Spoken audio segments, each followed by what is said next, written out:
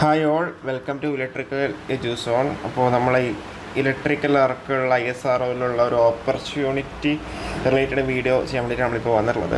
Scientist പോസ്റ്റിലേക്കാണ് notification ഇറക്കിയേക്കുന്നത്. മുന്നേന്ന് വെച്ച് കഴിഞ്ഞാൽ electrical work apply ചെയ്യാൻ വേണ്ടി ഇലക്ട്രിക്കൽ വർക്ക് ഉള്ള നോട്ടിഫിക്കേഷൻ വന്നിട്ടുണ്ടായില്ല, ഇലക്ട്രോണിക്സ് ആയിരുന്നു വന്നിട്ടുണ്ടായിരുന്നത്. പക്ഷേ അത് ഇലക്ട്രിക്കൽ വർക്ക് അപ്ലൈ ആകുന്നുണ്ടെങ്കിലും നിങ്ങളുടെ സിലബസ് വ്യത്യാസമാണ്. സിലബസ് ഇലക്ട്രോണിക്സിൻ്റെ സിലബസ് തന്നെയായിരുന്നു ഉണ്ടായിരുന്നത്.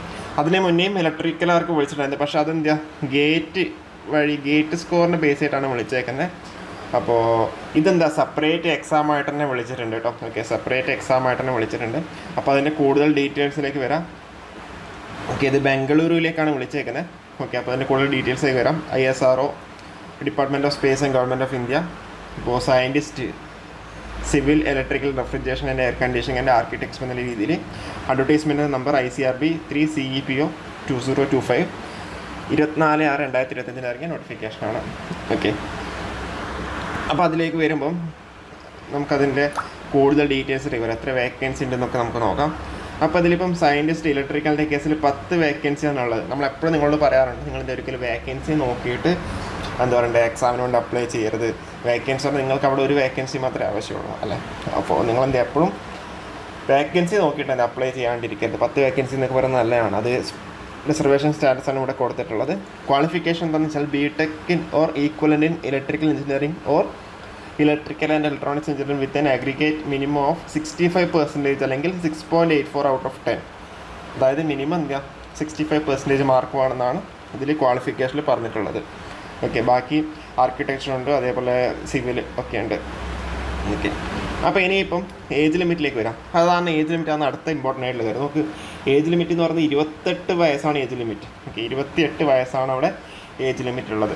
അപ്പോൾ കുറേ പേരൊക്കെ ഇപ്പം അസിസ്റ്റൻറ്റ് ഇലക്ട്രിക്കൽ ഇൻസ്പെക്ടർ നോട്ടിഫിക്കേഷൻ വന്നപ്പോൾ അവിടെ 22 വയസ്സാണ് സ്റ്റാർട്ടിംഗ് ഡേറ്റ് പറഞ്ഞേക്കുന്നത്. അപ്പോൾ ഇപ്പം പാസ് ഔട്ടായ പിള്ളേർക്കൊന്നും എന്താ അത് അപ്ലൈ ചെയ്യാൻ വേണ്ടി പറ്റുന്നുണ്ടായിരുന്നില്ല. പക്ഷേ അവർക്കൊക്കെ ഇതൊരു ഗോൾഡൻ ഓപ്പർച്യൂണിറ്റി. കാരണം വെച്ചാൽ അവർക്ക് എന്താ ISRO സയൻറ്റിസ്റ്റിന് വേണ്ടി അപ്ലൈ ചെയ്യാൻ വേണ്ടി പറ്റും. നമുക്ക് അതേപോലെ 3 വർഷം 5 വർഷം ഏജ് റിലാക്സേഷൻ, 3 വർഷം OBC കാറ്റഗറീസിനും 5 വർഷം SC/ST കാൻഡിഡേറ്റ്സിനും എന്താ അവിടെ ഏജ് റിലാക്സേഷൻ ഉണ്ട്. അതേപോലെ കറസ്പോണ്ടിങ് ആയിട്ട് ഓൺ ഓർ ആഫ്റ്റർ 1997 ആണ് അൺറിസർവ്ഡ്, 94 ആണ് OBC, SC/STക്ക് 92 ആണ്. ഓക്കെ, അതേപോലെ കറസ്പോണ്ടിങ് റിലാക്സേഷൻ ഉണ്ട്. ഇനിയിപ്പം അപ്ലൈ ചെയ്യേണ്ടതെന്ന് വെച്ചാൽ നിങ്ങൾക്ക് 24-ാം തീയതി തൊട്ട് എന്താ നിങ്ങൾക്ക് അതിലേക്ക് അപ്ലൈ ചെയ്യാൻ വേണ്ടി പറ്റുന്നുണ്ടാവും. ലാസ്റ്റ് ഡേറ്റ് ഉള്ളത് July 14 last date. Okay, July 14 last date. അപ്പോൾ ഇതിൽ സിലബസും കാര്യങ്ങളൊക്കെ ഉണ്ട്, അതിലേക്കൊക്കെ നമുക്ക് പോകാം. അതേപോലെ അപ്ലിക്കേഷൻ ഫീ ഇതിലിപ്പോൾ നിങ്ങളിപ്പോൾ എല്ലാവരും എന്താ അപ്ലിക്കേഷൻ ഫീ ആയിട്ട് 750 രൂപ നിങ്ങൾ അപ്ലൈ ചെയ്യുമ്പം കൊടുക്കണം. അപ്പം അതിൽ 500 രൂപ നമ്മളുടെ മെയിൽ കാൻഡിഡേറ്റ്സിനും അതേപോലെയുള്ളവർക്കൊക്കെ കിട്ടുന്നുണ്ടാവും.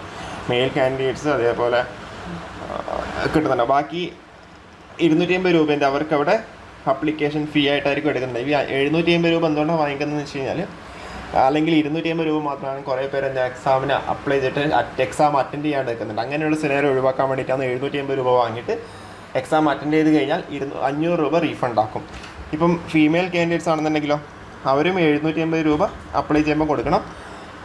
വുമൺ അതേപോലെ SC/ST PWD ex servicemen candidates ആണെങ്കിൽ 750 രൂപ നിങ്ങൾ അപ്ലൈ ചെയ്യുമ്പോൾ കൊടുക്കണം.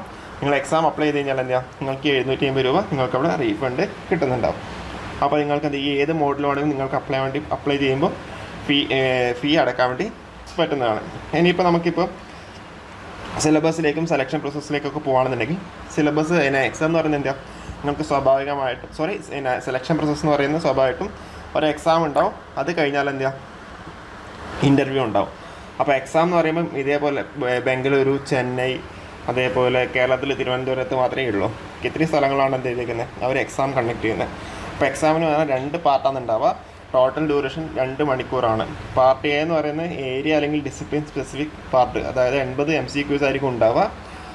1 മാർക്ക് 1/3 നെഗറ്റീവ് മാർക്ക് ഉണ്ടാവും. അതായത് ഇപ്പോൾ ഇലക്ട്രിക്കൽ ആണെങ്കിൽ ഇലക്ട്രിക്കലിൻ്റെ സിലബസ്, ഇതിൻ്റെ കൂടുതൽ ഡീറ്റെയിൽ സിലബസ് അനാലിസിസ് നമുക്ക് ചെയ്യാം. പിന്നെ എന്താ ഒരു ആപ്റ്റിറ്റ്യൂഡ് ഉണ്ട്, 15 മൾട്ടിപ്പിൾ ചോയ്സ് ക്വസ്റ്റ്യൻസ് 20 മാർക്ക്. അതിനെന്താ നെഗറ്റീവ് മാർക്കിംഗ് ഒന്നും ഇല്ല. അതേപോലെ questions will be based on numerical reasoning, logical reasoning, diagrammatic reasoning, abstract reasoning and deductive reasoning. അതാണ് ആപ്റ്റിറ്റ്യൂഡിൻ്റെ സിലബസ് പറഞ്ഞേക്കുന്നത്. അത് കഴിഞ്ഞിട്ട് എന്താ ഇൻ്റർവ്യൂ ഉണ്ടാവും. ഇൻ്റർവ്യൂ എന്ന് പറഞ്ഞാൽ 1:5 റേഷ്യോയിലാണ്. ഇപ്പോൾ 10 വേക്കൻസി ആണെന്നുണ്ടെങ്കിൽ 50 പേരെൻ്റെ അവർ ഇൻ്റർവ്യൂവിന് വേണ്ടിയിട്ട് അവിടെ സെലക്ട് ചെയ്യുന്നുണ്ടാവും. ഓക്കെ, അപ്പോൾ ആ ഒരു ഇൻ്റർവ്യൂവിനും കൃത്യമായിട്ട് അവിടെ വെയിറ്റേജ് ഉണ്ട്, അതാണ് ഇവിടെ കൊടുത്തേക്കുന്നത്.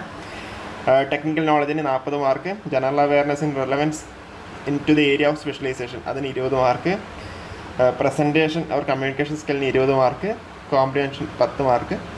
പിന്നെ നിങ്ങൾ എവിടെ നിന്നാണ് നിങ്ങൾ BTech കഴിഞ്ഞെന്നുള്ളതിന്, അതായത് NIT, IIT, IISc ഒക്കെ ആണെന്നുണ്ടെങ്കിൽ അവർ ടോപ്പ് 20 NAR റാങ്കിങ് ഉള്ളവരാണ് 3 മാർക്ക്. അതുപോലെ അക്കാഡമിക് പെർസെൻറ്റേജ് 85-നും 90% കൂടുതലൊക്കെ ആണെന്നുണ്ടെങ്കിൽ 4 മാർക്ക്, 85-നും 71% അടക്കണമെങ്കിൽ 2 മാർക്ക്, ആ ഒരു രീതിയിൽ.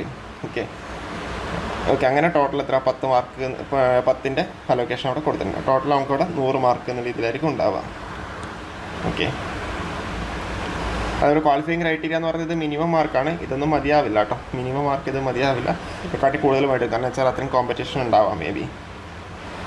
ഓക്കെ, അതേപോലെ പേ ആൻഡ് അലവൻസ് പറഞ്ഞ് 56,100 പെർ മന്താണ് പറഞ്ഞേക്കുന്നത്.